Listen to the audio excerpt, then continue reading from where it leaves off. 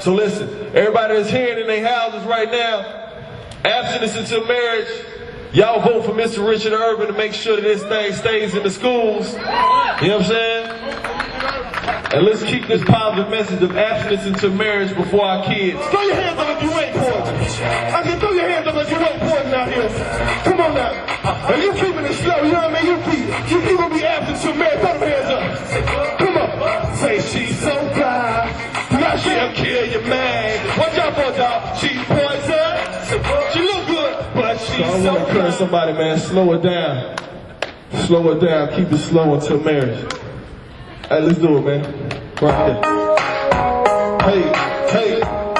Yo, two baby girls, that's the reason I gotta ask. Why you give yourself so fast when you're really all you have? Since he loves you, where's he now? Girl, you need to slow it down. Why you give yourself... I'm Richard Urban. I'm the Executive Director and Co-Founder of Ultra Teen Choice, and that is a directive abstinence program. Directive abstinence education, and specifically Ultra Teen Choice, which is a directive abstinence education program that provides classroom HIV and teen pregnancy prevention education, and we provide peer counseling by abstinent youth and clubs for youth to support them in staying abstinent. And we had a program right here in this school for 4 years. Has been kicked out of this school, Stuart Hobson Middle School. Also, we were kicked out of School Without Walls High School. And we've served several District of Columbia schools for the past 5 years at no charge to the school system or city government. And since Ultra Teen Choice has already been reviewed by the District of Columbia Public Schools HIV/AIDS Administration Office, why has it suddenly been banned by Chancellor Michelle Rhee's office? And there are 3 main parts to why this program has been banned. And one of them is that the co-founders, that's myself and my wife Stacy. Stacy, where are you there? Hey! Okay. She helps me a lot. Give her a hand. Okay. We're God-centered, and we've been operating a community ministry. And the person who initiated this, the current attack on Ultra Teen Choice, her name's Tina May, she implied in an email that she sent around last spring at the school here to the principal that somehow there's something wrong with a person who has faith in God operating a program that serves youth in public schools. Our program, by the way, is secular. We don't, teach faith, but I personally have, a faith belief. So Ms. May circulated this email to the principal, Brandon Eadman, and to others. And discrimination that's based on your religion is a clear violation of the DC Human Rights Act. The second key point is that, about why we've been banned, that's what I'm talking about here, is that teaching abstinence from sex before marriage as the expected standard for school-age youth, which, by the way, is the federal standard that 1/3 of all states use for their health education as the only type of sex education should be taught, that's being called anti-homosexual by opponents of Ultra Teen Choice. So there's a concerted effort underway to say that all types of sexual relations are on an equal footing. So by this logic, or you might say lack of logic, somehow it's offensive to talk about abstinence till marriage. Do you believe that? Like somehow if you're talking about abstinence till marriage, there's something wrong with that. Yet homosexual relationships alone can never produce children, and that clearly shows that all types of sexual relationships are not equal. And also, furthermore, homosexual sex causes a much higher rate of sexually transmitted disease and other related health risks than heterosexual sex. Yet, if you look at the new standards that the DC School Board just passed, there's nothing anywhere in there that talks about that information in the newly drafted standards. Teaching youth to abstain from sex before marriage is not only good health policy, but marriage is a necessary institution for the continued existence and well-being of our society. So students consistently praise the Ultra Teen Choice program in program evaluations, and we have never had one student who complained that they were offended because of their sexual orientation. So knowledge about abstinence and relationship skills and refusal skills and goal setting and the many other areas that we cover, those are beneficial for all students.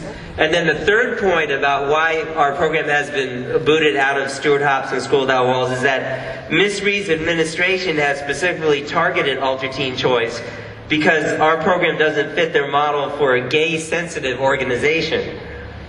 Ms. Rhee has not offered any specific plan for reducing the HIV/AIDS infection rate among Washington, D.C. school youth. At the same time, Ms. Rhee is attempting to shut down an effective program that promotes the only 100% sure way of, HIV/AIDS prevention is... Yeah, that's right. Abstinence is the only 100% sure way, right? That's right. She wants to shut down the program by requiring our program to meet unspecified criteria to be considered gay sensitive. And that's what they actually told me in a meeting that I was at with Richard Nancory and Chad Ferguson. I was specifically told in the meeting that our program would not be approved if I opposed the health standards that talk about specified discussion of gender identity and sexual orientation starting in 6th grade. I don't know if you know, but DC just passed new health standards. And so starting in 6th grade, it specifies talking about sexual orientation and gender identity. Well, the parents I work with oppose that, and I oppose that too. Mr. Nancory and Mr. Ferguson, that's Michelle Rhee's special assistant, told me if I oppose that they're not going to approve our program. And Mr. Nancory asked me to issue a statement that affirms that Alter Teen Choice, somehow accepting homosexual lifestyles in order to be approved by the chancellor. And it wasn't good enough for him to state that, well, of course we accept all students in our program, and we don't discriminate against anybody, and we welcome everyone. And in fact, Mr. Nancory, he falsely stated in an email to Principal Brandon Eatman, is the principal of this school, he said that the chancellor has placed a moratorium on all external providers of health and consumer education. Her goal is to ensure providers' programs are consistent with DC standards.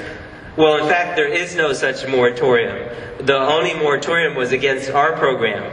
So this false statement was used by the principal here as a reason to stop the Alter Teen Choice program, and which has been operating here successfully for 4 years, which the health teacher very much is in favor of this program. He didn't want it stopped.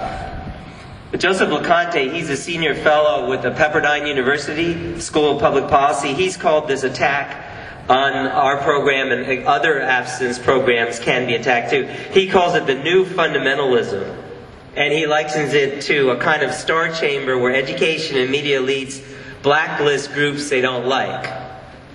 And it's not very tolerant or enlightened. Chancellor Rhee says there are serious concerns, quote, serious concerns, unquote, regarding Alter Teen Choice, yet she will not say what they are.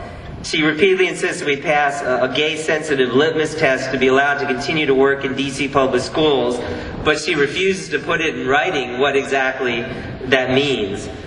So due to this serious breach of both common sense and of professional ethics, the Save DC Coalition asked Mayor Fenty to immediately launch an investigation into why Alter Teen Choice has been expelled from DC Public Schools.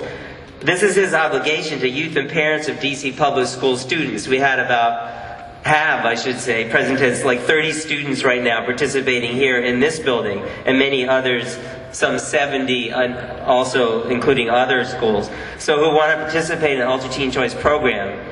And this is especially crucial that the mayor look into this because Washington, D.C. has the highest rate of HIV/AIDS infection of any city in the nation. It's 9 times higher than the national average.